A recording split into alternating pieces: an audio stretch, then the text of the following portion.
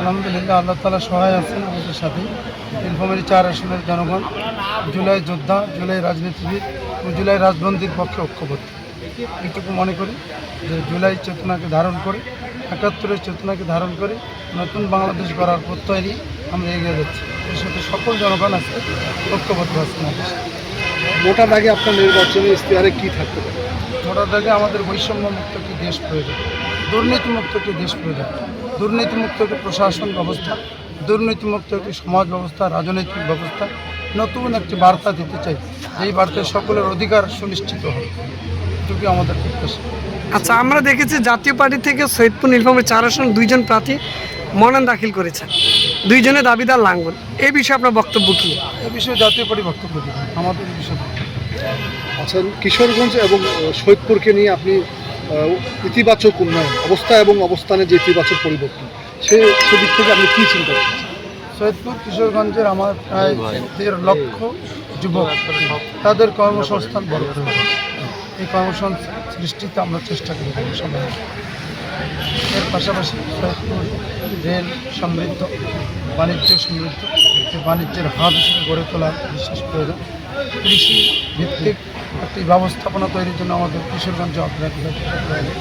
বিশেষ করে কৃষি পণ্য, সেইগুলো সংরক্ষণ, সেগুলো বাজারজাতকরণের ক্ষেত্রে কৃষকরা বঞ্চিত হচ্ছে, সেই জায়গায় আমরা সকলকে সাথে নিই।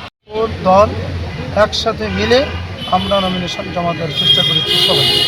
আমাদের সাথে এমপি নেতা ও সকল নেতৃবৃন্দ আমাদের সাথে আছে। একই দিনে নির্বাচন, একই দিনে হ্যাঁ ভোট, দুটার সম্পর্কে আপনারা প্রচারণা কীভাবে চালাবেন? আমাদের আন্দোলনের একটি অন্যতম দফা ছিল যে জাতীয় ভোটের আগেই গণভোট অনুষ্ঠিত হবে। এরপরও সরকার আমাদের কথা রাখেনি, তারপরও আমাদের দাবি আজকেও যে গণভোট আগে হোক।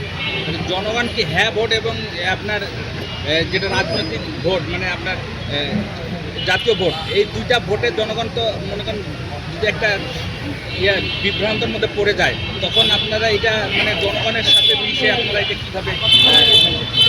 আমরা সবাই মিলে মিডিয়ার মাধ্যমে আমরা বলতে চাই, জনগণকে সচেতন করছি আমরা।